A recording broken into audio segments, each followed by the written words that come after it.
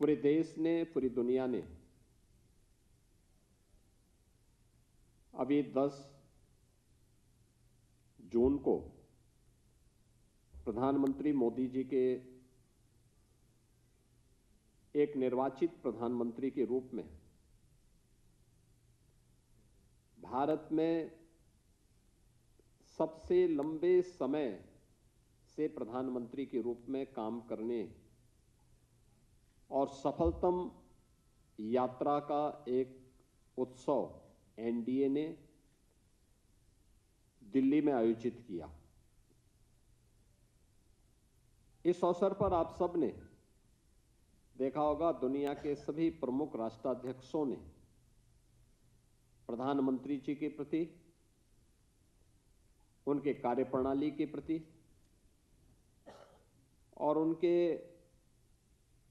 दूरदर्शी नेतृत्व में भारत की इस विकास यात्रा पर अपनी बधाई और शुभकामनाएं भी प्रधानमंत्री जी के प्रति भी और पूरे देश के प्रति भी व्यक्त की। वास्तव में जब देश के सामने कोई ऐसा लोकप्रिय, चमत्कारिक, दूरदर्शी सोच का नेता किसी देश को मिलता है तो परिणाम आने में देर नहीं लगते।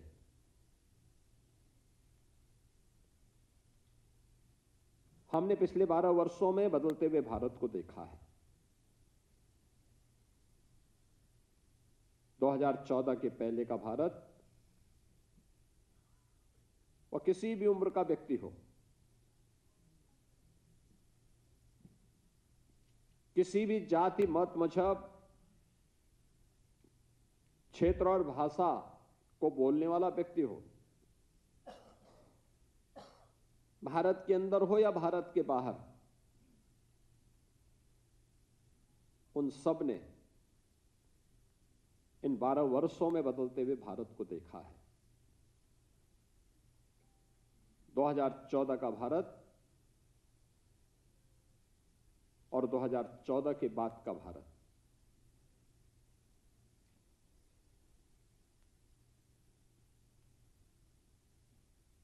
और आज की पीढ़ी इस बात पर गौरव की अनुभूति कर सकती है कि हम उस नए भारत के नागरिक हैं जो भारत अपनी विकास की यात्रा को तमाम चुनौतियों का सामना करते हुए, तमाम झंझावातों से जूझते हुए, बिना रुके, बिना डिगे, बिना थके लगातार आगे बढ़ाया है। भारत ने अपनी शक्ति और सामर्थ्य का एहसास आज दुनिया को कराया है और आने वाले समय में भारत की इस ताकत का लोहा न केवल दुनिया करेगी बल्कि उसका अनुसरण भी करने को मजबूर होगी। और इसलिए 12 वर्ष देश के अंदर सर्वाधिक समय तक निर्वाचित प्रधानमंत्री की रिकॉर्ड को तोड़ते हुए मोदी जी के नेतृत्व में जो 12 वर्ष के शानदार कार्य प्रधानमंत्री जी के नेतृत्व में भारत ने देखा है, मैं इसके लिए सबसे पहले प्रदेश की इस टीम की ओर से, उत्तर प्रदेश की 25 करोड़ जनता की ओर से, पूरे एनडीए परिवार की ओर से प्रधानमंत्री मोदी जी का अभिनंदन करता हूं। केंद्रीय कैबिनेट को इसके लिए बधाई देता हूं। हम लोगों ने इस चीज को एहसास किया है, ये इन 12 वर्षों में हर व्यक्ति ने इस बात का एहसास किया है कि आज से यानी 1947 से लेकर के आजादी के पहले का भारत क्या था? गुलामी के कालखंड थे, बंदिशें थीं, तमाम प्रकार से लोगों की भावनाओं को, लोगों की आजादी को रौंदा गया था। लेकिन 1947 में जो देश स्वतंत्र हुआ था, उस स्वतंत्र भारत के अंदर भारत के नागरिकों को, वे किसी भी तबके का रहा हो, बांटने का काम तो किया होगा राजनीतिक दलों ने। किसी ने जाति के नाम पर, किसी ने क्षेत्र के नाम पर, किसी ने भाषा के नाम पर, किसी ने मत और मजहब के नाम पर, किसी ने संप्रदाय के नाम पर।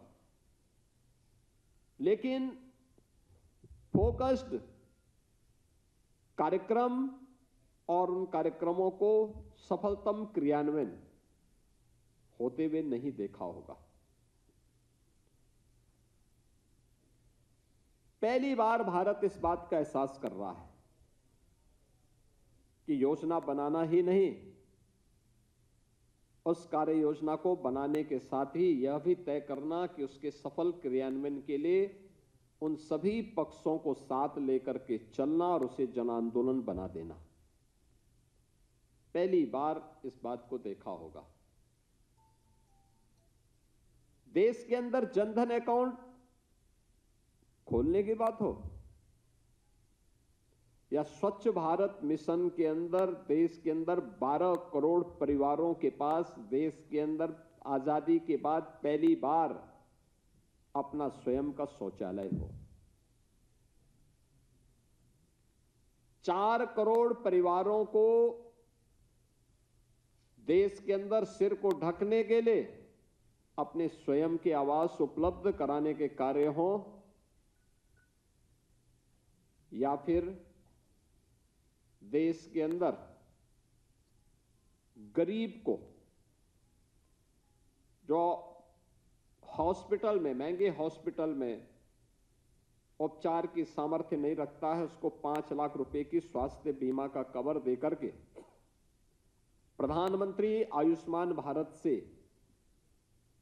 बिना किसी सिफारिश के उसको कवर करने का की योजना। नए उद्यमियों के लिए प्रधानमंत्री मुद्रा योजना हो, महिला, अनुसूचित जाति जनजाति के लिए प्रधानमंत्री स्टैंड अप की योजना,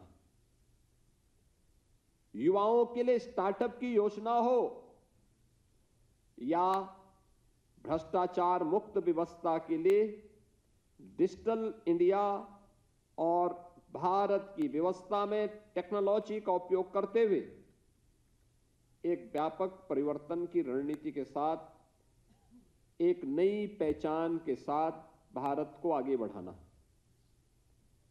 ये सभी हमने इन 12 वर्षों में सफलतापूर्वक क्रियान्वित होते हुए देखा है। और अगर मैं कहूं, ये 12 वर्ष आस्था और आर्थिकी के भी एक बृहद संगम के रूप में पूरे देश ने देखा है।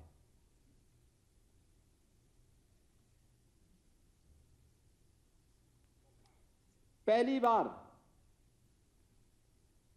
देश के किसी प्रधानमंत्री ने, देश के किसी यशस्वी नेता ने यह साहस किया कि देश के अंदर केवल 4 जातियां हैं,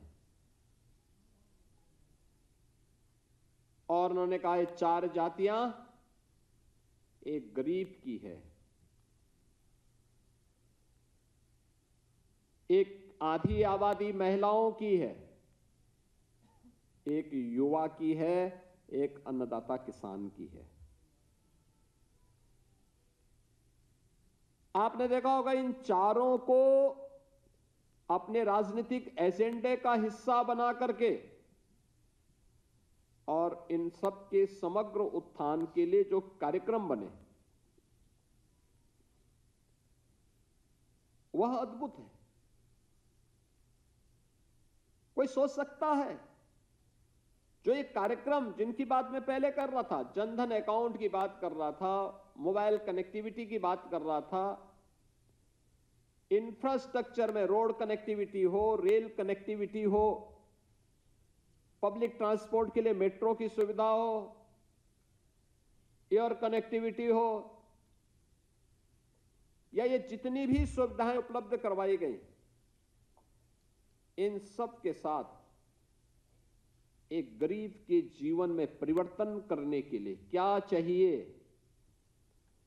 कैसे उसका सस्टेनेबल विकास हो सके, केवल रेवड़ी संस्कृति नहीं, एक सस्टेनेबल विकास का मॉडल, जिससे उसके जीवन स्तर में वो जीवन भर गरीब न रहे बल्कि उसके जीवन स्तर में परिवर्तन हो, यह पहली बार देखने को मिला। जब स्वतंत्र भारत ने, अनुमान करिए, जब मोदी जी ने देश के अंदर सत्ता की बागडोर संभाली थी, तब देश के अंदर कुल देश की आबादी 120 करोड़ थी और मोदी जी ने सफलतापूर्वक इस दौरान जो कार्यक्रम चलाए, 25 करोड़ गरीबों को गरीबी रेखा से उभारने में उन्होंने सफलता प्राप्त की। 25 करोड़ लोग। दुनिया के अंदर कितने देश हैं जिनकी आबादी 25 करोड़ है? केवल 3 देश, भारत, चीन और अमेरिका। यानी 25 करोड़ लोग भारत के अंदर गरीबी रेखा से उबर करके उन्होंने सामान्य नागरिकों के रूप में अपने जीवन यात्रा को आगे बढ़ाया है। उनके घर में कोई ना कोई कमाने वाला है, एक निश्चित कमाई है, और अगर मोदी जी ने देश के अंदर इन कार्यक्रमों को चलाया है तो उसका सर्वाधिक लाभ यूपी जैसे राज्य को प्राप्त हुआ। यूपी देश की सबसे बड़ी आबादी का राज्य, पहचान के लिए मोहताज, जिस राज्य में अराजकता थी, असुरक्षा थी, गुंडागिर्दी थी, भ्रष्टाचार था, जिस राज्य के नौजवान के लिए राज्य में तो नौकरी और रोजगार नहीं था, लेकिन राज्य के बाहर भी पहचान का मोहताज होकर के इन सब चीजों से वंचित होना पड़ता था, उस राज्य ने भी प्रधानमंत्री मोदी जी के इस विजन का लाभ उठाया। अगर केंद्र ने देश के अंदर 4 करोड़ गरीबों को एक एक आवास दिया तो उत्तर प्रदेश में 65 लाख गरीब परिवारों को एक एक आवास की सुविधा का लाभ प्राप्त हुआ। देश के अंदर 12 करोड़ गरीबों के लिए एक एक शौचालय बनाए, 12 करोड़ गरीबों के घर में एक एक शौचालय बने, तो यूपी के अंदर 3 करोड़ गरीबों के घर में एक एक शौचालय बने। देश के अंदर 10 करोड़ घरों में माताओं के आंखों के आंसू पहुंचने के लिए, रसोई के लिए एलपीजी के मुफ्त में कनेक्शन मिले, तो यूपी के अंदर लगभग 2 करोड़ परिवारों को यह सुविधा मुफ्त में मिली। देश के अंदर अगर आयुष्मान भारत में 60 करोड़ लोग कवर हुए तो उन 60 करोड़ में से 15 करोड़ अकेले यूपी के हैं। देश के अंदर अगर 80 करोड़ लोगों को फ्री में राशन की सुविधा का लाभ प्राप्त हुआ है, कोविड कालखंड में जब दुनिया पस्त हो चुकी थी, हिम्मत हार चुकी थी, तब भारत अपने उन लोगों को पूछ रहा था, उन लोगों की पूजा कर रहा था जिसको दुनिया में कोई पूछ नहीं रहा था, और वह कार्य भारत के अंदर हुआ। तो यूपी के अंदर 15 करोड़ लोग फ्री में राशन की सुविधा का लाभ भी प्राप्त कर रहे हैं। यानी वह गरीब पहली बार सरकार के एजेंडे का केवल वोट बैंक नहीं बना। आप याद करिए, गरीब की जब हम बात करते हैं तो उसकी जाति की बात नहीं करते, उसका मत और मजहब नहीं देखते, उसका संप्रदाय नहीं देखते, हमारे लिए गरीब गरीब है, उसका उत्थान होना चाहिए, उसके प्रति संवेदना होनी चाहिए, उसको बेहतर सुविधा प्राप्त होनी चाहिए, वह शासन की योजना में जुड़ने का हकदार है और वह सस्टेनेबल विकास की उस प्रक्रिया का पार्ट बनना चाहिए जहां गरीबी का दंश उसे कभी फिर से डसने का दुस्साहस न कर सके। और वह मॉडल मोदी जी ने दिया है, गरीबों को उत्थान करके उनको सामान्य नागरिक के रूप में जीवन यापन करके सिर गौरव के साथ आगे बढ़ा करके कि मैं भारत का नागरिक हूं, मुझे भी जीने का अधिकार है। इस रूप में जीने का अधिकार पहली बार मोदी जी ने देश के उन लोगों को दिया। आधी आबादी के साथ कितना भेदभाव होता था, असुरक्षा का वातावरण, भ्रूण हत्याएं,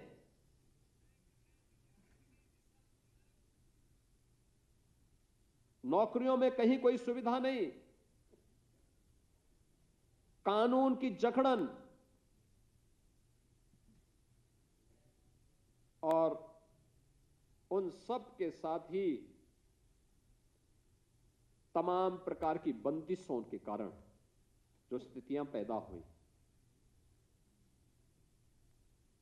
2014 के बाद पहली बार आपने देखा होगा मोदी जी ने देशवासियों के सामने नारा दिया था, बेटी बचाओ बेटी पढ़ाओ का।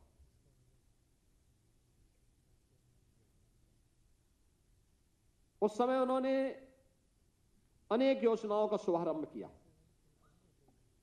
मातृवंदना की योजना प्रारंभ की, संस्थागत प्रसव हो और मातृ मृत्यु दर को और शिशु मृत्यु दर को न्यूनतम स्थिति में लाया जा सके,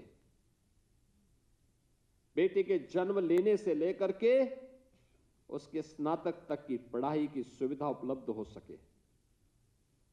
ये सभी कार्यक्रम देश भर में लागू किए गए और आज मातृवंदना की योजना और बेटी बचाओ बेटी पढ़ाओ से लेकर के देश की अलग अलग सेवाओं में, चाहे वह भारत की आर्मी हो, स्पेस टेक्नोलॉजी हो, भारत के उद्योग हो, भारत की किसी भी अन्य संस्थान में उस बेटी को बेहतरीन प्लेसमेंट की सुविधा है, उनके लिए आरक्षण की व्यवस्था भी है और नारी बंधन अधिनियम के माध्यम से अब वह केवल वहीं तक सीमित नहीं रहेगी बल्कि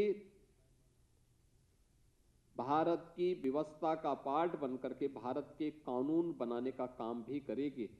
नारी शक्ति वंदन अधिनियम के माध्यम से अधिकार भी भारत की संसद के माध्यम से प्रधानमंत्री मोदी जी ने भारत की बेटियों को, भारत की माताओं को उपलब्ध करवाने का काम किया।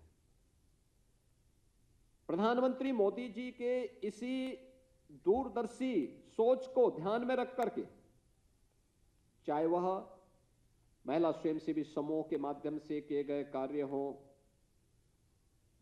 चाहे वह प्रदेश के अंदर ड्रोन दीदी के माध्यम से नारी शक्ति के सशक्तिकरण के अभियान को आगे बढ़ाने का कार्य हो, या वेलफेयर की जितनी भी स्कीम है उनका केंद्र बिंदु याद रखना एक नारी है। एक नारी, एक शौचालय बन रहा है, स्वच्छ भारत मिशन का हिस्सा तो है ही, नारी गरिमा का प्रतीक भी है और नारी गरिमा का प्रतीक भी है। उत्तर प्रदेश में अगर हम बेसिक शिक्षा परिषद में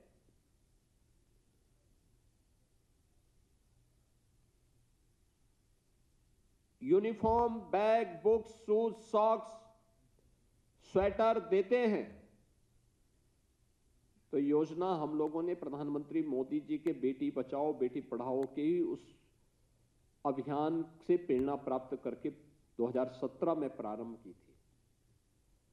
मुझे याद है तब उत्तर प्रदेश की ज्यादातर बेसिक शिक्षा परिषद में पढ़ने वाली बेटियां नंगे पैर स्कूल जाती थी। आप अनुमान करिए, पथरीला रास्ता हो,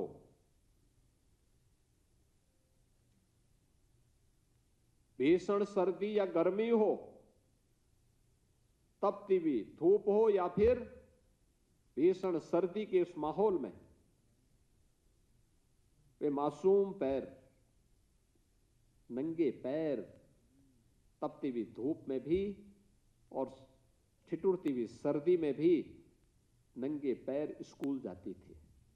तब हम लोगों ने तय किया था कि बेसिक शिक्षा परिषद में पढ़ने वाले हर बच्चे को हम लोग, अब बालक हो या बालिका, बिना भेदभाव के यूनिफॉर्म भी देंगे, जूता मोजा भी देंगे, स्वेटर भी उपलब्ध करवाएंगे।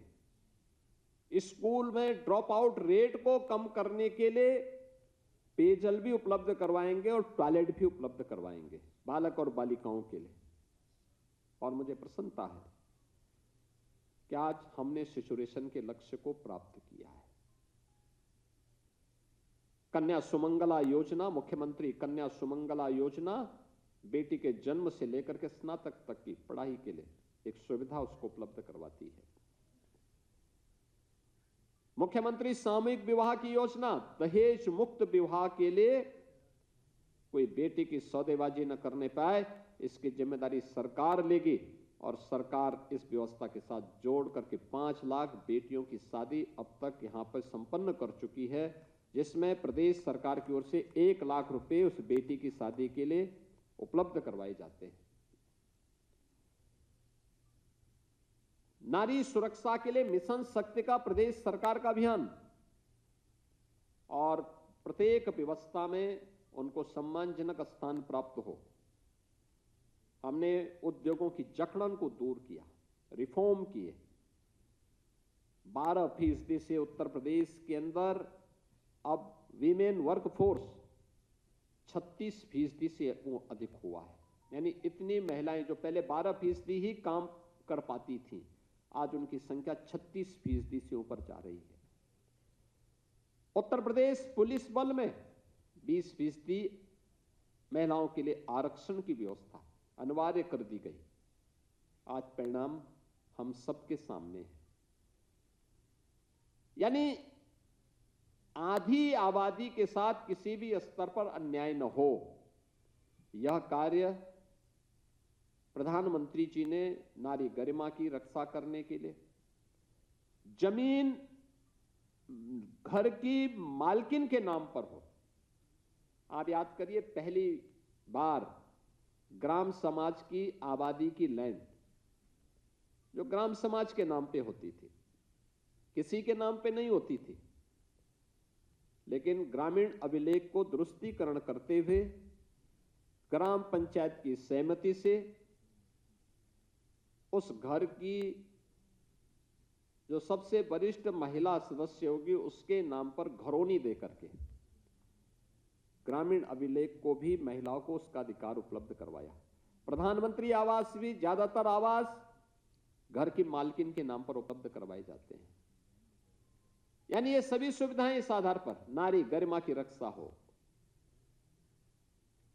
और उसके रक्षा के साथ ही उनके संरक्षण और संवर्धन की दिशा में और क्या कार्य हो सकते हैं, इसके लिए उठाए गए कदम का हिस्सा है। पहली बार, यानी ये मुद्दे कभी एजेंडे के हिस्से नहीं होते थे किसी भी अन्य दल के, पहली बार बन पाए। युवाओं के लिए, देश का युवा असीम ऊर्जा का प्रतीक है। भारत को अपनी इस युवा शक्ति पर गौरव की अनुभूति करनी चाहिए। इस बात का एहसास प्रधानमंत्री मोदी जी ने देशवासियों को करवाया। अच्छे इंस्टीट्यूशंस हो, युवाओं के लिए किसी भी स्थिति में वह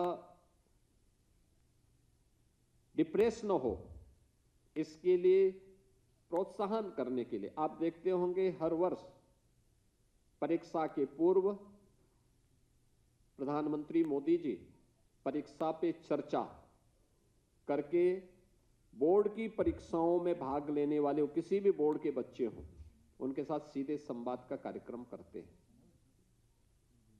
इसके लिए उन्होंने एक पुस्तक भी लिखी। यानी छात्र भी उनके एजेंडे का हिस्सा है।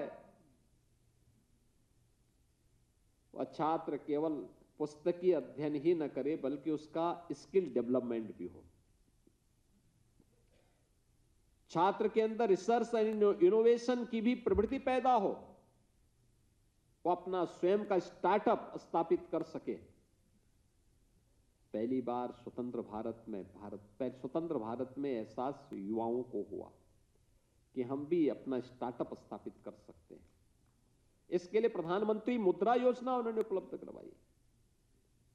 हर प्रकार से उसे सशक्त करने की दिशा में कार्य, और पहली बार मिशन रोजगार के नाम पर हर युवा के लिए नौकरी या रोजगार उपलब्ध करवाने के एक बृहत कार्यक्रम, पीएम विश्वकर्मा की स्कीम हो या फिर आत्मनिर्भर भारत के अंदर परंपरागत उद्यम को प्रोत्साहित करने का कार्यक्रम, टूरिज्म के माध्यम से युवाओं के लिए ढेर सारे रोजगार उपलब्ध करवाने का कार्य, ये सभी मोदी जी के नेतृत्व में पिछले 12 वर्ष में सफलतापूर्वक आगे बढ़ा है। युवाओं के लिए फिट इंडिया मूवमेंट हो, खेलो इंडिया खेलो का कार्यक्रम हो, स्पोर्ट्स अथॉरिटी के माध्यम से चलने वाले अनेक कार्यक्रम हो, या फिर डिजिटल इंडिया के अभियान के अंतर्गत यूथ को अधिक से अधिक डिजिटल सशक्तिकरण की दिशा में किए गए प्रयास, ये सभी युवाओं के जीवन में व्यापक परिवर्तन के साथ साथ हर स्तर पर उनके आत्मविश्वास को बनाए रख करके नए भारत में उनकी ऊर्जा का उपयोग करने की दिशा में किए गए कदमों का प्रतिफल हम सबके सामने। अन्नदाता किसान भारत की व्यवस्था का हिस्सा रहा है। किसान चुनाव का मुद्दा तो होता था, लेकिन चुनाव के बाद सरकारों के एजेंडे का हिस्सा ना के बराबर होता था। महीनों किसानों की बातों को कुछ अनसुना कर दिया जाता था। पहली बार हुआ है सॉइल हेल्थ कार्ड, लोगों ने पहली बार सुना होगा। कृषि बीमा की योजना पहली बार सुनी होगी। प्रधानमंत्री कृषि सिंचाई योजना पहली बार लोगों ने सुनी होगी। सफलतापूर्वक क्रियान्वयन हुआ। यूपी जैसे राज्य में सॉइल हेल्थ कार्ड हर किसान को उपलब्ध करवाने का, फ्री में उपलब्ध करवाया गया। पहली बार हुआ जब प्रदेश के अंदर 3 करोड़ से अधिक किसान प्रधानमंत्री किसान सम्मान निधि का लाभ ले रहे हैं। जब उसकी उपज का यानी लागत का 1.5 गुना एमएसपी उसको मिलना प्रारंभ हुआ। आजादी के बाद कभी नहीं प्राप्त हुआ, लेकिन मोदी जी के कारण आज वो प्राप्त हो रहा है। आज जब किसान सहफसली ले सकता है, यूपी जैसे राज्य में अकेले गन्ना किसानों को हम लोगों ने 3,22,000 करोड़ रुपए का गन्ना मूल्य का भुगतान करवाया है। अकेले उत्तर प्रदेश के अंदर ही अकेले गन्ना किसानों के लिए एमएसपी का यानी एमएसपी जो है लागत का 1.5 गुना प्राप्त हो रहा है, और मार्केट मूल्य से ज्यादा दाम पहली बार किसानों को मिलना प्रारंभ हुआ। देश के अंदर 12 करोड़ किसान और प्रदेश के अंदर 3 करोड़ किसान प्रधानमंत्री किसान सम्मान निधि के साथ जुड़े। प्रधानमंत्री कृषि सिंचाई योजना में उत्तर प्रदेश ने 24 लाख हेक्टेयर भूमि को अतिरिक्त सिंचाई की सुविधा उपलब्ध करवाई। प्रदेश के अंदर 15 लाख निजी नलकूप लगाने वाले किसानों को हम लोगों ने फ्री में बिजली की सुविधा उपलब्ध करवाई। 2017 में आने के बाद ही पहला कार्यक्रम किसानों के कर्ज माफी के से प्रारंभ होता है, और उसके बाद आज किसानों के लिए जो कार्यक्रम चल रहे हैं वो सबके सामने है। अन्नदाता किसान पहली बार सरकार के एजेंडे का हिस्सा बना, वह मोदी जी के कारण। इन सभी 4 आयामों को ध्यान में रख करके आत्मनिर्भर और विकसित भारत के लिए किए जाने वाले प्रयासों का हिस्सा संकट में नेतृत्व की असली पहचान होती है। याद करिए, जब 2020 के प्रारंभ में इस सदी की सबसे बड़ी महामारी कोविड-19 से पूरी दुनिया को जूझना पड़ा था, विकसित देश इस महामारी के सामने पस्त हो चुके थे। अकेला भारत था जो 140 करोड़ की आबादी को ध्यान में रख करके अपने कार्यक्रमों को चला रहा था। उस समय मुझे याद है, मैं तब भी मुख्यमंत्री था। हर दिन प्रधानमंत्री जी का या तो टेलीफोन के माध्यम से या वीडियो कॉन्फ्रेंसिंग के माध्यम से पूरे देश भर के मुख्यमंत्रियों के साथ संवाद होता था। वे प्रोत्साहित करते थे, कार्यक्रमों को कैसे सफलतापूर्वक क्रियान्वयन करना है इसके बारे में बताते थे। परिणाम था, हम कोविड प्रबंधन का एक बेहतरीन मॉडल देने में सफल हुए। प्रदेश के अंदर और देश के ने दुनिया के अंदर कोविड प्रबंधन का एक मॉडल खड़ा किया। याद करिए, दुनिया के विकसित देश जिनकी आबादी 32-34 करोड़ की है, वहां पर मरने वालों की संख्या भारत से 4 गुना थी। यानी 140 करोड़ भारतीयों में कोविड से दुर्भाग्यपूर्ण मौत जितने लोगों की हुई, उसकी तुलना में उन देशों में भारत, यानी जिनकी आबादी भारत से 1/4 है, वहां पर कोविड से मरने वाले विकसित देशों में भारत से 4 गुना थी। लेकिन प्रबंधन और लीडरशिप पे निर्भर करता है, वो कैसे देश को नेतृत्व दे रहा है।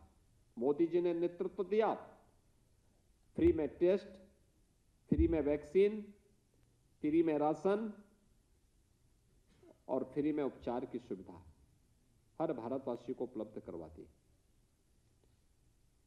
कोविड से निकलने के बाद आपने देखा होगा, कोविड कालखंड के दौरान ही भारत की आजादी का अमृत महोत्सव भी पड़ा था।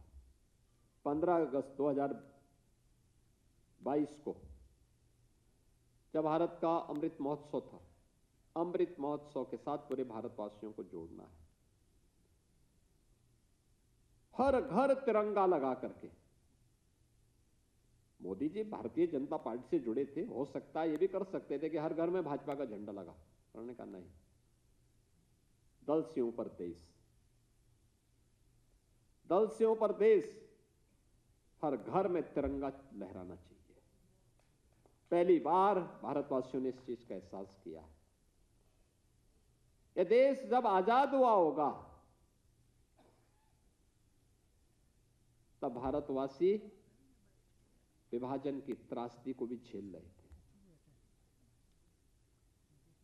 उस समय की सरकार में सामर्थ्य नहीं था कि भारतवासियों को इस खुशी के साथ जोड़ सके। लेकिन 15 अगस्त 2022 को क्या उत्तर, क्या दक्षिण, क्या पूरब, क्या पश्चिम, पूरा भारत, 140 करोड़ आबादी का भारत एक साथ आजादी के अमृत महोत्सव के साथ जुड़ा था। हर घर में तिरंगा लहरा रहा था और भारत गौरव के साथ अपनी इस यात्रा को अपने यशस्वी नेता के नेतृत्व में आगे बढ़ा रहा है, इस बात का एहसास भी करा रहा था। नेतृत्व की क्षमता होती है। आपने देखा होगा, सम और विषम परिस्थिति में जब भी मोदी जी ने आह्वान किया है, पूरा देश उनके साथ खड़ा हुआ है। कोविड में मोदी जी ने देशवासियों से कहा, देश खड़ा हो गया। आजादी के अमृत महोत्सव में मोदी जी ने कहा, पूरा देश उनके साथ खड़ा हो गया।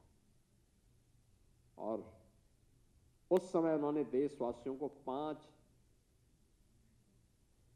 प्रण की बात की थी, पंच प्रण की बात की थी। देश के लिए 5 प्रण अनिवार्य हैं विकसित भारत और आत्मनिर्भर भारत बनाने के लिए। उन्होंने कहा था कि देश केवल अपने अमृत महोत्सव से ही आनंदित न हो, अपनी भावी कार्य योजना को भी ध्यान में रख करके अपने कार्यक्रमों को आगे बढ़ाए। भावी कार्यक्रमों को ध्यान में रख करके कार्यक्रमों को आगे बढ़ाना चाहिए। और भावी कार्यक्रम क्या थे? उन्होंने कहा आत्मनिर्भर और विकसित भारत की संकल्पना को पूरा करना। यह देश जब अपनी आजादी का 100 वर्ष मना रहा होगा, शताब्दी महोत्सव कैसा होना चाहिए? वह तब की पीढ़ी के लिए एक ऐसा भारत जो भारत विकसित हो, आत्मनिर्भर हो। और उस भारत के निर्माण के लिए उन्होंने देशवासियों का 5 प्रण, हर व्यक्ति को 5 प्रण लेने होंगे। ये 5 प्रण थे: गुलामी के अंशों को समाप्त करना और विरासत को सम्मान कर देना। आपने देखा होगा, पहली बार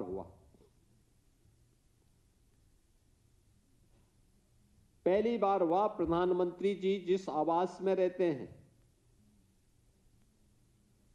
7 रेस क्रॉस से उसका नाम बदल करके लोक कल्याण मार्ग उन्होंने रखा।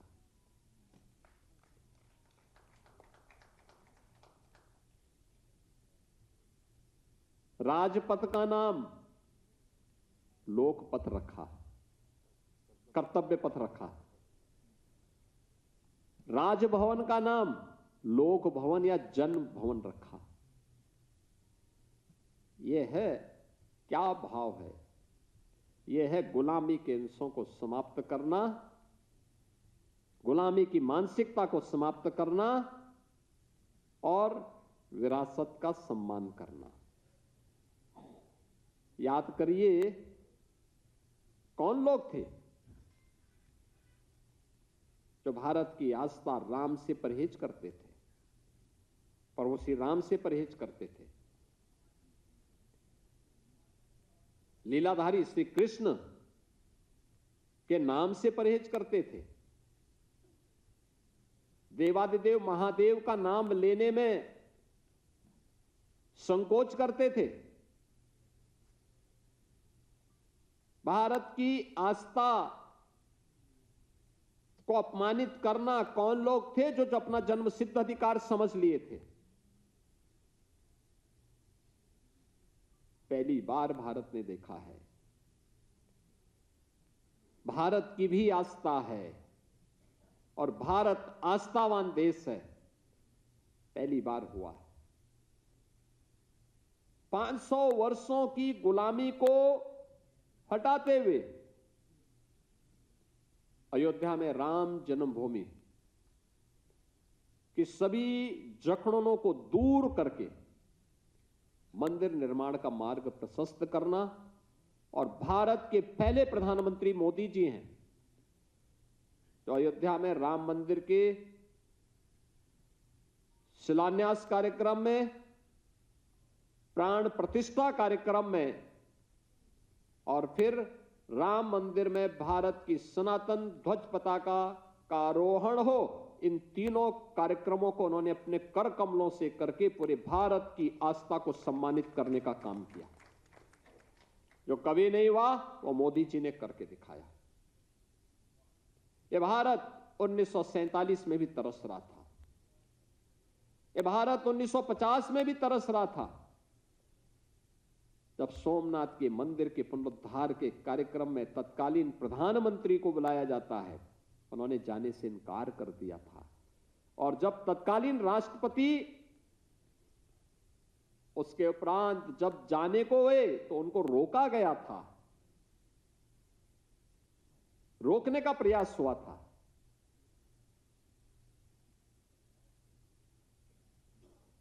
यह भारत की आस्था को सम्मान देने का काम किसी ने किया है? मोदी जी ने किया है। अयोध्या में श्री राम जन्मभूमि पर भगवान राम लला का प्रकटीकरण हो, काशी में काशी विश्वनाथ धाम हो, महाकाल का महालोक हो, केदारपुरी का पुनरुद्धार हो, लोक माता अहिल्याबाई के 300वीं जयंती के कार्यक्रम को पूरे देश के अंदर लोक माता को सम्मान देते हुए आयोजित किए जाएं, या भगवान बिरसा मुंडा के 150वीं जयंती के कार्यक्रम को सम्मान देना हो, या भारत की आधुनिक भारत के शिल्पी लौह पुरुष सरदार वल्लभ भाई पटेल की 150वीं जयंती के कार्यक्रम को भव्य स्वरूप प्रदान करना हो, और दुनिया की सबसे बड़ी उनकी स्टैच्यू ऑफ यूनिटी केवल एक सरकार नहीं बनाएगी, भारत भर से किसानों से, श्रमिकों के लोहे से, उनके खेत की मिट्टी को एकत्र करके सरदार साहब के जन्मभूमि पर केवड़िया में यह स्थापित करने का काम ये मोदी जी के द्वारा किया गया। यह है आस्था का सम्मान भी और विरासत का सम्मान भी। यह आस्था का सम्मान यहीं पे नहीं हुआ, उन्होंने आयुष मंत्रालय का गठन किया, भारत के अंदर सहकारिता आंदोलन को पुनर्जीवित किया,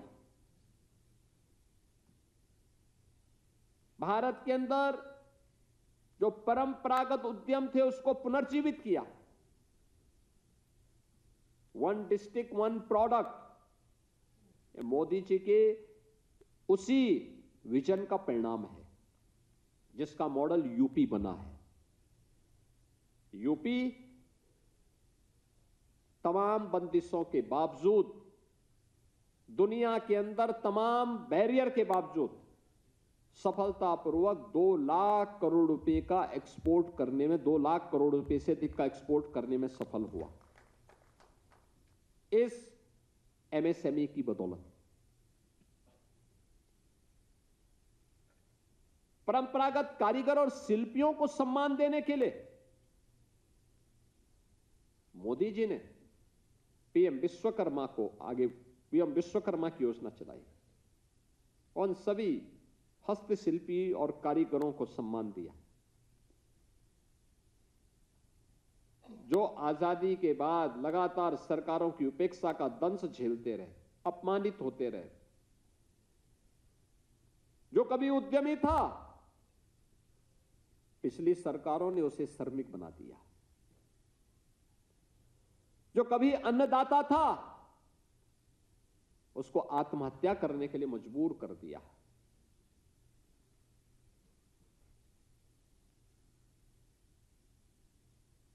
यानी इस प्रकार की अराजकता फैलाने वाले लोग आज 12 वर्ष की इस कार्य प्रणाली पर, जिस पर पूरी दुनिया कौतूहल की निगाहों से देख रही है, हर भारतवासी गौरव की अनुभूति करता है, लेकिन जिनके भ्रष्टाचार के कारण, जिनके कुशासन के कारण, जिनकी अव्यवस्था के कारण, जिनके असुरक्षा के कारण देश अस्त व्यस्त हुआ था, अर्थव्यवस्था तहस नहस हुई थी। मुझे याद है, मुझे 5 बार सांसद के रूप में गोरखपुर से चुने जाने का अवसर प्राप्त हुआ। देश की संसद में मैं प्रत्येक कालखंड में गृह मंत्रालय की स्टैंडिंग कमेटी में रहा हूं और मैं इस चीज को देखता था, आंतरिक सुरक्षा में नक्सलवाद कैसे फैलता गया, कैसा फैलता गया। एक समय यूपीए की सरकार में उस यूपीए का पार्ट समाजवादी पार्टी भी थी। 120 जिले नक्सलवाद की चपेट में देश के अंदर आए थे और अभी 19 मई को, पिछले महीने, मुझे देश के अंदर बस्तर में भारत सरकार की गृह मंत्रालय की एक बैठक में भाग लेने का अवसर प्राप्त हुआ। याद करिए, मैं बस्तर में छत्तीसगढ़ विधानसभा चुनाव के दौरान गया था। बस्तर, कोलडामा, ये वे क्षेत्र थे जहां पर भीषण नक्सलवाद था। चुनाव के दौरान हम लोगों को सुरक्षा के साए में, पैरामिलिट्री के साए में वहां भाषण देने का अवसर प्राप्त हो पाया था। जब मैं इस बार गया, अभी गत महीने ही गया था, क्या आनंददायक माहौल था। होटल बन रहे हैं, इंडस्ट्री लग रही है, कोई नक्सलवाद नहीं। इच्छा शक्ति, जो नक्सलवाद भारत को दंश दे रहा था, आज वो नक्सलवाद मुक्त भारत हुआ है, एक यशस्वी नेता के लीडरशिप में संभव हो पाया। पहले दुश्मन देश भारत की सीमा में घुसता था। याद करिए, यूपीए सरकार में कितना कायराना हमला हुआ था जब भारत के सैनिकों का सिर काट करके दुश्मन देश लेके चला गया था। सरकार मौन थी। तब यह क्या कहे, तब कहते थे ये लोग, देखो बयानबाजी मत करो। हम संसद में मुद्दे को जब उठाते थे तो हमसे क्या कहा जाता, देखो बयानबाजी मत करिए, संबंध खराब हो जाएंगे। यानी अपने संबंध बनाने के लिए देश की सुरक्षा पर ये लोग आघात करते थे, देश की सुरक्षा के साथ खिलवाड़ करते थे, सैनिकों का मनोबल गिराते थे। लेकिन पहली बार हुआ कि अगर दुश्मन ने दुस्साहस किया तो दुश्मन के घर में घुस करके मारेंगे। ऑपरेशन सिंदूर, उसकी कड़ी गत वर्ष हम सब ने देखी है। इससे पहले सर्जिकल ऑपरेशन हो या एयर स्ट्राइक हो, ये पहली बार हुआ। रक्षा सौदे में भारत आत्मनिर्भर बने, देश के अंदर कोई सोचता भी नहीं था। डिफेंस मैन्युफैक्चरिंग कॉरिडोर, यही तो है वह जो हमें इस बात का एहसास करा रहा है कि देखो, पॉलिसी पैरालिसिस का शिकार पिछली सरकारें कितना ज्यादा थी और कितनी आकंठ भ्रष्टाचार में खुली थी कि वे भारत को इस क्षेत्र में आत्मनिर्भर नहीं बनने देना चाहती थी। आज हमें गौरव है अपने प्रधानमंत्री पर कि प्रधानमंत्री जी के कारण यूपी में एक डिफेंस मैन्युफैक्चरिंग कॉरिडोर मिला और 35,000 करोड़ रुपए से अधिक के प्रस्ताव भी हमें मिले। और हमें इस बात का गौरव है कि देश के लिए काम आने वाली ब्रह्मोस मिसाइल हमारी लखनऊ में तैयार हो रही है, इसी लखनऊ में तैयार हो रही है। पूरी दुनिया उसका लोहा मानती है। ड्रोन मैन्युफैक्चरिंग का क्लस्टर यूपी बन रहा है। अन्य तमाम भारत की रक्षा आपूर्तियों का केंद्र बिंदु आज उत्तर प्रदेश और भारत बना है। और भारत आज रक्षा क्षेत्र में आत्मनिर्भरता के लक्ष्य को भी प्राप्त करने में सफल हुआ है। यह भारत की कहानी है जो हर एक क्षेत्र में भारत ने सफलतापूर्वक आगे बढ़ाया है और दुनिया की टॉप 4, टॉप 5 अर्थव्यवस्था में भारत आज के दिन पर भी मजबूती के साथ खड़ा है। पश्चिम एशिया के संकट के बावजूद ऊर्जा संकट से अपने देश को बचाने में भारत सफल है। अमेरिका जैसा देश पेट्रोलियम का प्रोडक्ट उसके पास मौजूद भी है, उस पर उसका एकाधिकार भी है। उस सब के बावजूद पेट्रोलियम पदार्थों के दाम वहां पर कई गुना बढ़े हैं। महंगाई दुनिया के सभी देशों में कई गुना बढ़ी है, लेकिन स्ट्रेट ऑफ हार्मुज की घटना के बावजूद भी भारत मजबूती के साथ अपने नागरिकों को ईंधन की आपूर्ति भी कर रहा है। महंगाई से भी उन्हें बचाने की तरफ मजबूती के साथ कदम बढ़ा रहा है। भारत की अर्थव्यवस्था को दुनिया के अंदर सबसे तेज उभरती हुई अर्थव्यवस्था के रूप में भी स्थापित कर रहा है।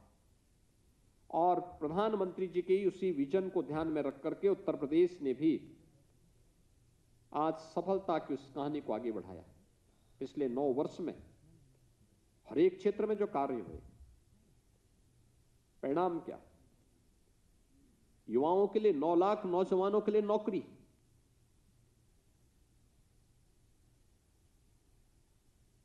प्रदेश के अंदर एमएसएमई उद्योग को पुनर्जीवित करने का परिणाम क्या? 3 करोड़ से अधिक लोग वहां रोजगार प्राप्त कर रहे हैं।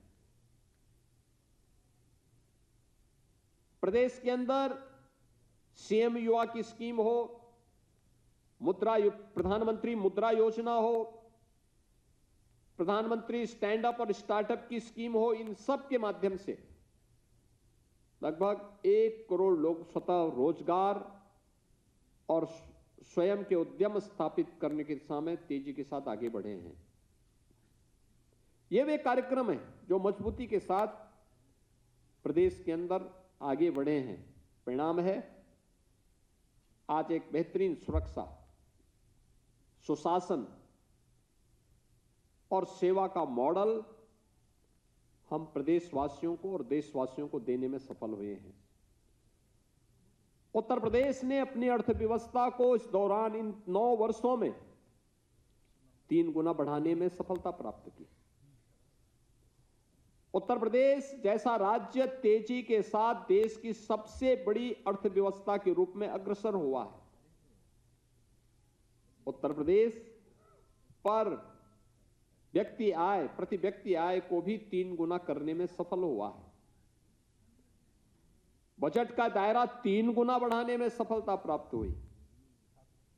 ये वे कहानियां हैं जो पिछले 9 वर्ष के अंदर डबल इंजन सरकार ने प्रधानमंत्री मोदी जी के मार्गदर्शन में, उनके नेतृत्व में देखा है, एहसास किया है और उसके साथ अपने आप को चलते हुए वह उन बातों को नियमित रूप से एहसास भी करता है। और इसीलिए मैं कहता हूं कि आस्था और आर्थिकी का एक अद्भुत संगम यूपी बना है। कि प्रधानमंत्री मोदी जी के विजनरी लीडरशिप के कारण ये सब संभव हो पाया है। और आज जब प्रधानमंत्री मोदी जी के निर्वाचित प्रधानमंत्री के रूप में देश के अंदर एक नए रिकॉर्ड के साथ पूरा देश इस उत्सव भरे माहौल के साथ जुड़ रहा है, तब उत्तर प्रदेश के अपने सभी सहयोगियों की ओर से, उत्तर प्रदेश की 25 करोड़ जनता की ओर से मैं प्रधानमंत्री मोदी जी के प्रति, उत्तर प्रदेश की 25 करोड़ जनता की ओर से उनका हृदय से अभिनंदन करता हूं, उनको बधाई देता हूं, अपनी शुभेच्छा उनके प्रति व्यक्त करता हूं। प्रभु श्री राम से प्रार्थना करता हूं कि उनका जो यशस्वी नेतृत्व है, वह यशस्वी नेतृत्व प्रधानमंत्री मोदी जी का निरंतर देश को प्राप्त हो और राष्ट्र प्रथम के उनके भाव से हर प्रदेशवासी प्रेरणा लेकर के विकसित भारत और आत्मनिर्भर भारत की संकल्पना को सफल बनाने में अग्रसर होगा। हम लोगों ने इस विजन डॉक्यूमेंट को तैयार करते हुए अपने कार्यक्रम को आगे बढ़ाया है और मेरा मानना है कि प्रधानमंत्री जी ने जो टारगेट तय किए हैं देश के सामने, उत्तर प्रदेश उस लक्ष्य को प्राप्त करने की दिशा में मजबूती के साथ आगे बढ़ा है और बढ़ रहा है। हम लोगों का मानना है 2030 तक $1 ट्रिलियन की इकोनॉमी यूपी बनेगा, 2036 तक उत्तर प्रदेश $2 ट्रिलियन की इकोनॉमी बनेगा और 2047 तक उत्तर प्रदेश $5 ट्रिलियन की इकोनॉमी के साथ विकसित भारत का विकसित उत्तर प्रदेश, आत्मनिर्भर भारत का आत्मनिर्भर उत्तर प्रदेश बनने की दिशा में अग्रसर होगा। यह प्रधानमंत्री जी के संकल्पों के साथ उत्तर प्रदेश की प्रतिबद्धता है। मैं इस अवसर पर पूरे प्रदेश वासियों को भी हृदय से बधाई देता हूं, अपनी शुभकामनाएं देता हूं। धन्यवाद। जय हिंद। आपके मोबाइल पर तुरंत आएगी ब्रेकिंग न्यूज। स्क्रीन पर सबसे पहले दिखेगी बड़ी खबर। देश दुनिया की हर खबर एक जगह। अब आपके मोबाइल पर तुरंत फटाफट इंस्टॉल कीजिए न्यूज नेशन ऐप और रखिए खुद को अपडेट।